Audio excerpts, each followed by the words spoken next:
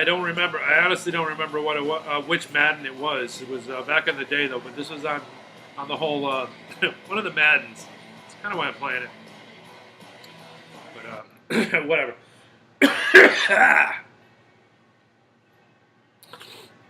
But it is the most wonderful time of the year. They got Raiders and Texans and Lions and Seahawks and Dallas is queer. It's the most wonderful time of the year. Wildcard weekend. The only purpose for me making this video, of course, I've got to get on here and give you my 2 cents about what I think is going to go down on Wildcard weekend. Excluding, of course, I'm not going to predict what's going to happen with the Giants and the Packers because God knows what the hell the Giants are going to do any given Sunday. Not to mention the fact that I'm a huge Giant fan, so I'm biased. So I'm going to stay out of it. But I'll pick the rest of them for you. Whether or not, I don't know what. I think I did this last year and the year before and the year before. My accuracy is, I don't know, whatever. You know, it's not that good. But such is life. Anyway, so we got Oakland and Houston. Tough call, right? I mean, Houston will probably win unless what the freaking Raiders are down to their third string. So what are you going to do? I mean, I think his name is Connor or something like that. I forget. Connor Cook, something like that. I can't remember what his name is because he's the third string quarterback. Okay, last week they had McGloin. Now they've got this other guy. I mean, it really does greatly depend on whether or not that kid actually will step up into the spotlight and be like, okay, this is what I got to do. He's a wild card because you don't know what's going to happen. And you know what? It's a very dangerous one, too, because nobody's got enough NFL game tape on this kid to see if he would actually be anything at all. So if he goes the direction of being a surprise breakout player, then it could be a nice, decent postseason run for Oakland. Or if he goes in the other direction, then they're it ends this weekend. With what was a really good year for the Oakland Raiders, better than many years past. I'm sure all Oakland Raiders fans were pretty much crying and sobbing in their cereal when David Carr went down. But what are you going to do? Detroit's going out to Seattle with the famous, the famous loud stadium. It's a tough one to call. I mean, Detroit, Matthew Stafford, he continues to impress. But, he failed to get past Dallas. He failed to get past us. So it remains to be seen whether or not he can actually do anything against Seattle. Seattle isn't the same team that we're used to seeing, so that's the only thing. That's the only X factor in whether or not Detroit can actually get through those guys. They got to go out there, though. That's a tough game. But I think I'll pick. I think I'm going to pick Detroit. What the hell? It's Stafford's year. It's Stafford's year to win one playoff game. That's all I'm giving him. But anyway, Miami is going to go to Pittsburgh. And that game is going to be whatever. Listen, it's hard to pick against Le'Veon Bell. That guy is such a special football player that whenever he's in the game, like, really good things happen for Pittsburgh. So I'm going to pick Pittsburgh, especially because they're at home and because Le'Veon Bell is going to be doing what he has to do. If at some point in the game he gets injured, then all of their hopes and dreams go bye-bye. But I know the Steelers have more players than that. Brown's also a really, really good receiver. But, I mean, Bell really makes a difference when he's playing. I mean, he makes a difference in that team winning versus losing. So, yeah, I got to go with Pittsburgh on that game. Going to be a cold one out there in the frozen tundra. The tundra is going to indeed be frozen again.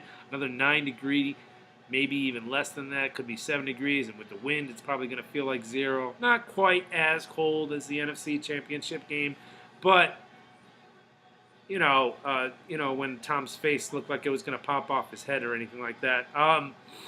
But it's it's cold, still cold. But I was watching Good Morning Football this week, and something got brought up to me on their. They were talking about the receivers going down to Miami for their trip and everything like that. Eli had actually a good response to that. He said he was he was disappointed in their preparation because we're always talking about preparation in their classes, and he was like, they had no shirts. They didn't pack right. So I was a little disappointed with the preparation for that trip, which was really good. That's a good way. Eli's been dealing with the New York media long enough to know when to say something and when not to say something. He knows that no matter what, every single thing that comes out of his mouth is going to be in the Post the next day, possibly on ESPN or NFL Network, whatever. These things are getting repeated, and he deals with it really, really well. Now, here's the thing, okay?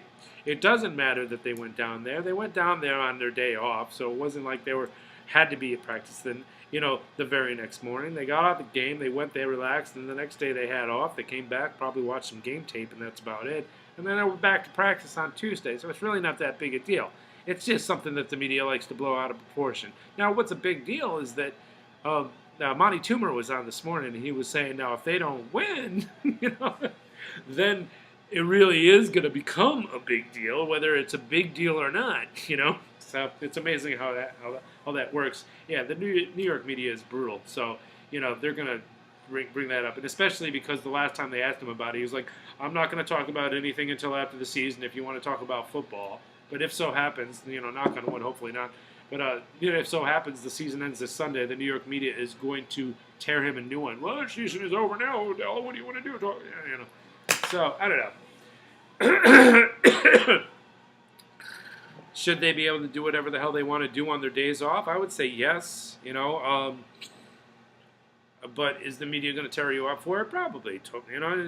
They tore Tony Romo up a bunch of years past. So when he lost that playoff game, and they were like, "Oh, it's the Jessica Simpson curse." I don't know what the hell was wrong with him, but whatever. I don't know what else to say, guys. Underworld Blood Wars comes out this weekend. Probably not going to go see it because I'm not that impressed with the series as all. I mean, Rise of the Lycans was really cool, and the first two movies were okay, but other than that, I'm staying away from movie theaters. Probably going to hold out until Logan, maybe. I don't think I'm going to go. I don't think I'm going to see anything until March. I'm not. I have no plans to see the Transformers. Trying to think, there was something. The Great Wall is supposed to come out. I mean, if that's really a great movie, then wouldn't it be a blockbuster movie, but not a I don't know. Well, whatever.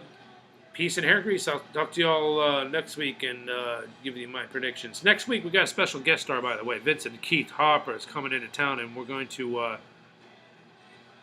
do a little Q&A session here. Our very own Vincent Keith in our TDA group.